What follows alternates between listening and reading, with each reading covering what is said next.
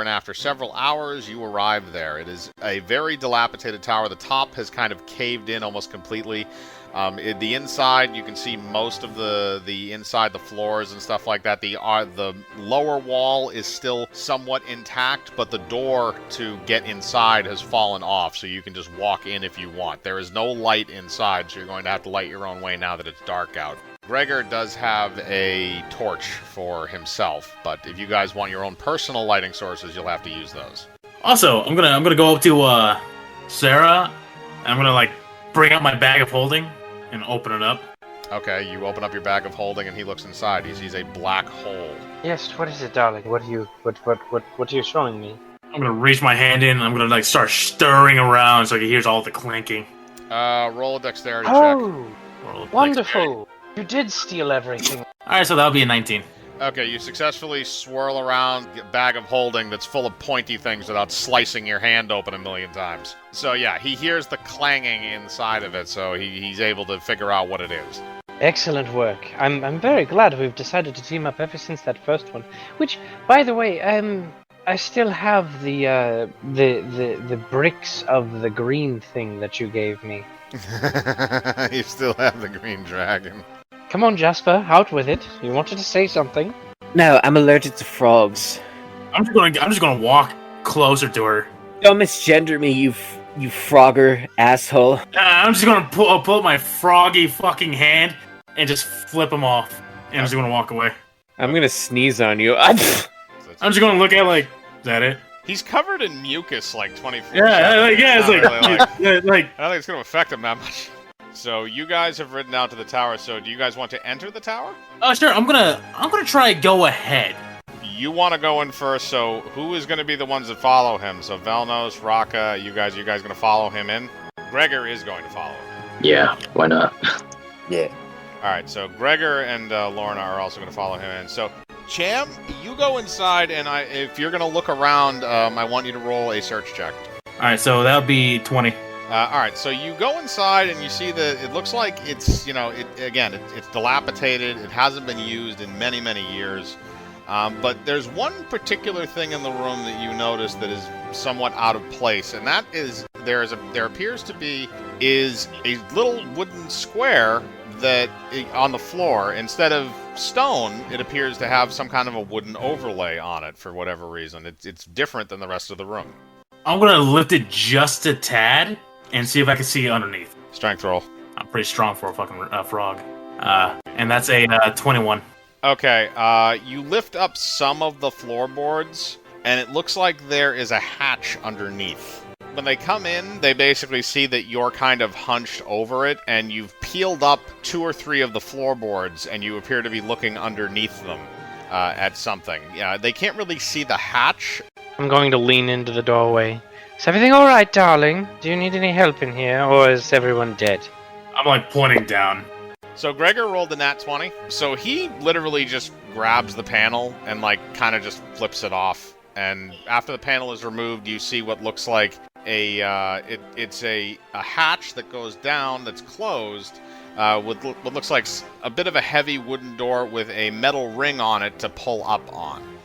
So Gregor then, because he rolled the nat 20, then proceeds to pull up on the ring and opens the hatch for you guys to descend down inside. I'm gonna look at Gregor. I'm gonna point at his torch, shake no, kind of like sign language, whatever. Okay, he'll let you jump in first. And I do. You jump down into the hole, and you're gonna have to roll again for a search check to see what you see down there. 17 plus my fucking search, that'll be 27. So basically what happens is you look down and you see a very dark tunnel that leads on a decent way. You don't see any light at the end of that tunnel, but you do see that it's basically about wide enough for one normal to large-sized human being to fit down it at a time. And you also notice that as you look further down the tunnel, you do see that it appears that there's kind of it feels very humid down there. It feels like very wet. I'm gonna touch. You touch the walls, and many of them appear to have condensation on the rocks. Indicates water. Yes, it indicates water, when you do know for a fact that this tunnel runs underneath the lake. I'm gonna keep moving ahead. Okay, Gregor pokes his head down. Are you all right down there? Ribbit. I'll take that as a yes. Any of you others going down there? Is it just me and the popper? I'm gonna just walk straight past him and drop down. I'm gonna call up from the hole, "Come along, everyone, it's time for a field trip." And I'm gonna cast light, which is one of my cantrips, to just like holding a ball of light above my finger. Arch, you cast light, and there's a light that lights up the area so everybody can kind of see where they have to go. So Velnos and Rock, are you guys gonna, and Vash, you guys gonna follow him down the tunnel? Sure. Yep. Alright, so you guys are going to move down the tunnel. When you guys get to the end of the tunnel, you notice that there appears to be it's a flat wall that appears to be made out of blocks, out of stone blocks, much like the castle. It appears to be a dead end, but you can investigate to see if maybe there's a way to get by it. Okay, then I'm gonna search. I'm gonna use my search check. Oh, and plus my shit, that's a 21. Okay. You look around at the end of the tunnel, and as you run your hands over a portion of the wall, you notice that one of the actual blocks feels like it's a little bit loose. And as you press it in, you hear a latch click, and it appears that the wall can now be opened, similar to a door. I'm just gonna continue going in. Okay, you go. You continue to go inside. You walk into a room that appears to be a wine cellar. So that wine cellar is filled with barrels. It doesn't appear that there's anybody else in the room. There is a door on the other side that is currently locked. Well, I'm gonna jimmy the lock. Okay, then that's going to be sleight of hand. Yep, that's going to be sleight of hand. So that's a 27. You work with the lock for a second, and then it clicks open, so you can now open the door. I'm gonna peek. Ever so slightly. Roll another search check for peeking out the door. So you peek out the door, and as you peek out the door, you can see that there appears to be a large hallway. And there's a few doorways that you can see in the hallway. So as you look down the hallway, you see that there appears to be a hammer-wielding dragonborn along with a guard drake that is walking in front of them that is on a leash. They appear to be patrolling the hallway. You don't see anything else in the hallway. So Gregor comes over to you and basically kind of looks around. I still got that map.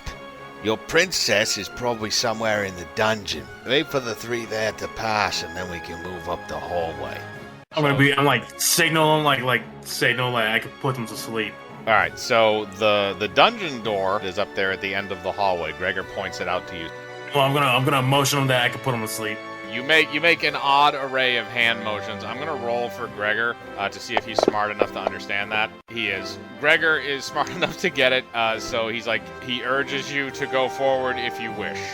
All right, so you use your sleep spell. As you go by, you use they use the sleep spell on them. They're all within 10 feet of each other, so all three of them are hit by it. All three of the enemies start to slow down for a second. The guard drake, since it has the lowest HP out of the bunch, slows down for a second and then sits down on the floor, puts its head down, and proceeds to go to sleep. The two guards are very weirdly concerned about this because that's not normal. One of them looks at the other one, he then starts to yawn, and after a second, both of them then fall over and pass out. They are now all asleep on the floor. Sweet. Motion like, kill him. Should we drag them inside first, or down into the tunnels at least? Ribbit. I'm gonna ribbit, then I'm gonna sign, kill, and stuff them in the barrels. It's just like a hand motion of a jab, drag, and then toss. Okay, then if it's just that simple, then that's fine. Just make sure everybody goes up to the door so they can see it. Certainly not me. I'll do it as well. All right, so if you're going to drag them inside, that's going to be a strength roll for the people that are doing that. That's a 7. I am going to cast silence on the area while they're doing that, which is a 20-foot radius. That way they can grunt all they want while they tug the idiot inside. Raka and Velnos, are you guys going to help him drag the sleeping enemies inside so they don't get caught? I'll help. Roll strength. Absolutely not. Not helping him drag people. So you're just going to sit there and watch? That's fine. Velnos, you going to help him? Yep. Oh, lazy ass motherfucker. I'll help you murder, but I'm not going to drag. I rolled strength. This is going to be funny. All right, so Vash, you rolled a nat 20, so you kind of just push everybody aside because they've been being dicks to you, especially Cham because he's been making you sneeze a lot. And you walk out to the 3 sleeping enemies, and you grab them each one at a time, and then chuck them head first into the wine cellar. There's a couple of stairs leading up to the door. They kind of just they're asleep from a spell, so they're not going to wake up. You chuck them in, and they kind of just roll down the stairs and land inside the room. You then walk inside and close the door behind you, and kind of smack your hands together, like okay, wiping the dust off. Well you did done. a good job, kind of thing. So they're all inside now. You don't need to roll in order to kill them. You're going to get a coup de grace because they're all asleep. I'm going to See go what- one by one and just slicing open the necks and let them bleed out. Okay, you do that to all 3 of them. You kill both of the hammer-wielding Dragonborn and the guard drakes. And second verse, same as the first, I'm going to animate dead. Okay, so you're going to animate dead. So both of the hammer wielders and the guard drake come back to life shortly after they have been bled to death, and they are now zombies under your control. Excellent, and to cap that off, I'm going to speak with dead. Okay, so what do you want to ask them? I get 1 question for every 2 levels. I'm going to cast it on the first level, and I'm going to ask them, where is the princess? One of the hammer-wielding Dragonborn looks at you. She is in the dungeon. Oh, it seems our friend's information was correct. The back room door is always locked. Jailer is always there. Mage leaves sometimes. Mage. Ask him if the Dragonborn have, like, those claw Not a damn lizard chance. penises. That's not what I'm going to do. I don't want to know, and I only get 1 question, so I'm not going to ask. Oh, right, then best not waste it. Tally-ho then, I send the undead ahead of us towards the door. Okay, are you going to have them go through the door? Yes, they're going to open the door for us. We're going to go guns blazing if we're going to do this right. Little Frog, real quick, I'm going to tap fucking Curtis on the face and hit him with Cat's Grace so he gets the +4 dexterity. So I get a +9 to dexterity. Okay, cool. So you're going to bring the zombies up to the door. Now, he did say that there was a jailer inside who does not leave, and the mage leaves sometimes. Which is why I have the undead opening the door first. They look fucky, but they still are Dragonborn. You're going to move up to the door, so the Dragonborn both move up to the door and open it. So they walk through the door, and the jailer kind of glances for a second and then glances back. He's just kind of sitting there. Looks like he's reading a scroll. He's not really doing too much, but nobody else has stepped in the room, correct? Just the Dragonborn? Yeah, just Yeah. All right, he doesn't really look up from the scroll, and he starts talking. Shouldn't you be patrolling the hallway? Or are you here to torture the prisoners again for shits and giggles? I'm going to have both of them attack him. Or all 3 of them, technically, because it's the dog as well. All 3 of those are going to be attacks of opportunity, so I'm going to roll 3 dice and see what they get. Again, they're all going to get pluses. All 3 of those are enough to actually hit a 10 and an 8. And since they're attacks of opportunity, those will crit. And then the last one is the dog, which does 1d8, which is an 8. I'm going to follow that up by walking in and casting blindness on him. Well, you don't really need to because they just ripped him to shreds. Oh, okay, that works too. The jailer is immediately killed. He lets out a little bit of a yelp, but not enough for anybody to hear outside of that room. I'm gonna swiftly search him. Roll a search check. Oh, you bitch! It was a 13. Just nope. You find his dick. And then the other thing is, after you've already gotten in the room, you can see for the cells. And there's not really much in any of those cells. However, there is a door on the lower side of the dungeon that leads into a different room. Second verse, same as the first. I'm going to have the Dragonborn open up and we'll follow in to do the coup de grace. Right. Are you going to check? They're undead. If there's I- a trap, it's not a problem. Okay, you're not going to check at all. You're just going to send them through? We're going to let them go through. Okay, the undead go through the door. As they enter into the room, you notice that it appears on the table is the princess who is unconscious. You also notice that it appears that there is blood in various places around the room. She appears to be pale, but she is breathing. And you also notice that there appears to be a machine next to her that also has a series of empty vials near it. You're not really sure what the vials are. She has an armband that appears to be hooked up to part of her arm with tubes coming out of it. I'm going to quickly cut off the tubes.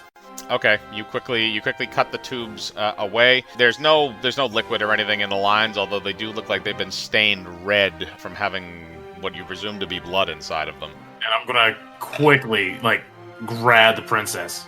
Okay, you grab her and sling her over your shoulder. Roll a strength roll to carry her away. Yeah, that's a 6. All right, you slowly carry her away. Arch, you want to give him a hand with that? +3, so 8 total. So I'm gonna say between the two of you because she's not that heavy. I'm gonna try one more if you allow me. I'll allow it.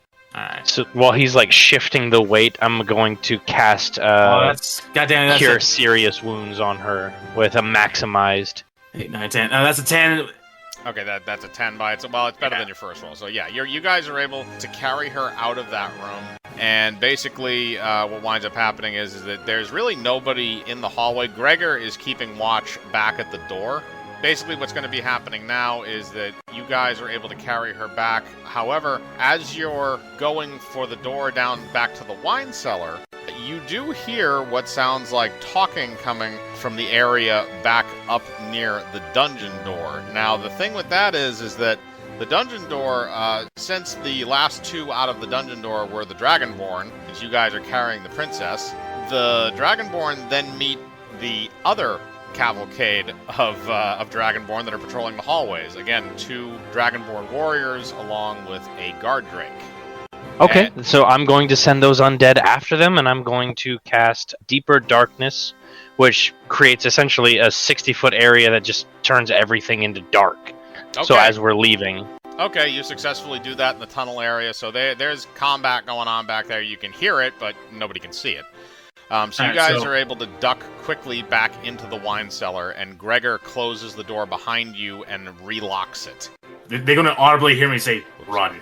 Okay, so you guys are going to run back down the tunnel along with the princess. Again, she is still unconscious, but you are able to get back inside. Now, do you close that special door behind you, or are you going to leave that open? Close it behind me. You guys close that door behind you, and together everybody kind of runs back down the tunnel. You manage to get to the other end and out of it, and it appears that nobody is necessarily the wiser for what you have done, shockingly enough, because you've just basically distracted them with zombies and various spells to disguise yourselves. So the princess, again, is alive, and since you used, Cure Serious Wounds? Yes, which is maxed out 3d8s plus 1 per spell level, which is 5.